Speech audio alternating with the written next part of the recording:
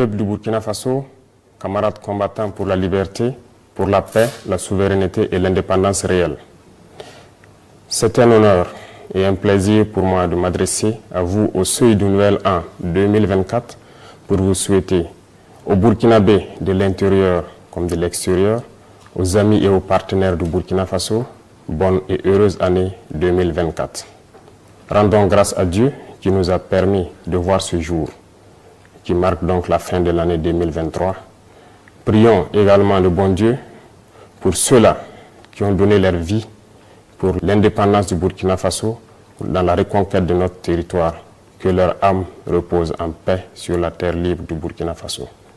Nous prions également que Dieu accorde une santé à tous ceux-là qui aujourd'hui se retrouvent blessés du fait donc de leaders terroristes et qui ont mené le combat noble pour notre liberté.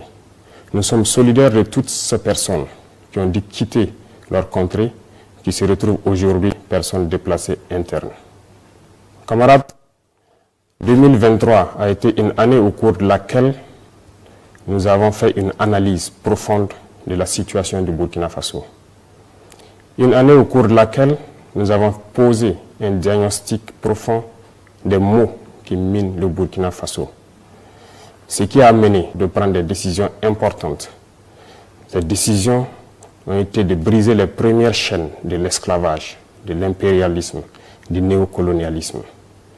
Parce que, dit-on, vous ne pouvez espérer retrouver votre objet perdu en faisant appel à l'aide à celui qui vous l'a dérobé. 2023 a été une année où beaucoup d'initiatives ont vu le jour. Le 11 décembre dernier, comme nous le résumions, à propos de tout ce que nous avons pris comme initiative dans le domaine de la défense, dans le domaine sanitaire, surtout aussi dans le domaine de l'autosuffisance alimentaire. Beaucoup d'initiatives de développement, d'industrialisation ont été lancées. C'est le lieu pour moi donc de saluer le peuple burkinabé pour sa résilience, pour avoir compris le sens du combat que nous menons, pour la reconquête du territoire et pour l'indépendance réelle du Burkina Faso. 2024 sera une année au cours de laquelle nous allons continuer ce combat. Nous allons continuer à briser les chaînes de l'esclavage, à briser les chaînes donc du néocolonialisme qui nous empêchent de connaître le bonheur. Au cours de cette année 2024, nous allons poursuivre les efforts de reconquête du territoire et amplifier la lutte. C'est pour cela que du côté de la défense, nous verrons la création donc de la première brigade de combat que nous avons dénommée, donc la brigade spéciale et d'intervention rapide qui regroupera les différents bataillons d'intervention rapide, un groupement de forces spéciales et un groupement spécifique. Cela, c'est toujours dans le sens de la réorganisation de notre armée, de sa réarticulation, de la relocalisation des différentes forces en mesure de faire face. Un plan d'équipement stratégique et un plan de réorganisation des différentes forces a vu le jour en 2023. Cela va se concrétiser en 2024 par l'arrivée donc de nouveaux moyens lourds de protection et d'augmentation donc de la puissance de feu des unités combattantes. En plus donc de ce volet, il faut savoir que 2024 sera aussi une année de défis, parce que nous nous sommes fixés des objectifs sur le domaine donc de la reconquête et aussi donc le retour des différents PDI dans leur localité et leur sécurisation. Au cours de l'année 2023, comme je vous le disais, beaucoup d'initiatives ont été entamées. Et en 2024, nous devrons pouvoir approfondir et mettre réellement en œuvre tout ce que nous avons entamé. Notamment l'initiative présidentielle pour l'autosuffisance alimentaire et aussi l'offensive agro-pastorale du ministère de l'Agriculture qui a été lancée dernièrement. La campagne sèche est en cours dans toutes ces deux initiatives pour que nous puissions, au cours de l'année 2024, atteindre aux besoins, s'approcher de l'autosuffisance alimentaire. C'est un défi pour nous et j'invite donc le peuple burkinabé à s'approprier ces initiatives et à pouvoir se lancer partout où vous êtes pour que l'État puisse aussi vous accompagner et que nous puissions relever ces défis-là. Dans le domaine de l'industrialisation et aussi donc de tout ce qui peut aller dans le sens d'apporter un plus à tous ces vaillants commerçants qui font de leur mieux pour desservir les différentes localités du Burkina Faso. Beaucoup d'initiatives seront prises dans ce sens. L'APEC est déjà lancée, qui nous permettra d'avoir un certain nombre d'usines, mais beaucoup d'initiatives sont à venir au cours de l'année 2024. Au cours de l'année 2024, nous allons encore demander au peuple burkinabé de pouvoir s'approprier l'initiative présidentielle pour le développement communautaire. Ce, après analyse donc de la situation sanitaire, comme nous l'avons dit le 11 décembre dernier, il faut que nous puissions reconstruire nos villes et pouvoir assainir.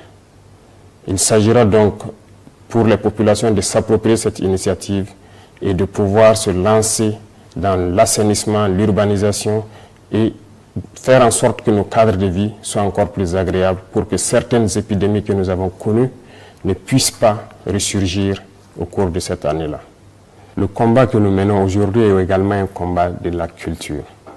Comme vous l'aurez remarqué, en posant donc un diagnostic du problème, nous avons compris que la colonisation nous a déracinés.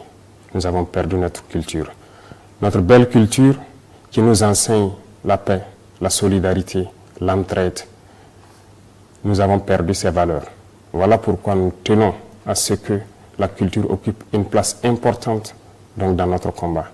C'est ce qui a amené donc à aujourd'hui officialiser nos langues nationales et aussi à créer le Conseil de communauté à travers donc, ce projet de loi qui vient d'être adopté donc, à l'Assemblée. Ceci doit nous amener à revenir à nos racines, à nos traditions, à nos cultures, pour pouvoir faire ressurgir ces valeurs de solidarité qui nous manquent beaucoup, ces valeurs de paix, de tolérance et d'entraide. Sur le volet de la corruption, il faut dire que l'année 2023 a été une année où ce phénomène a perduré. Pour 2024, nous comptons donc lancer la machine de la lutte contre la corruption. C'est le lieu donc pour moi d'inviter toutes ces institutions et structures qui œuvrent donc dans la lutte contre la corruption à redoubler d'efforts pour qu'à jamais nous puissions bannir ce phénomène de notre société. Camarades, nous restons convaincus de notre trajectoire, de la lignée que nous avons adoptée. Il n'y a pas meilleur que cet itinéraire que nous avons emprunté pour notre liberté, pour notre souveraineté et pour que le Burkina puisse prospérer. Nous sommes convaincus et avec le peuple burkinabé, nous sommes rassurés plus que jamais que le combat que nous menons est noble pour le Burkina Faso, pour l'AES et pour l'Afrique tout entière.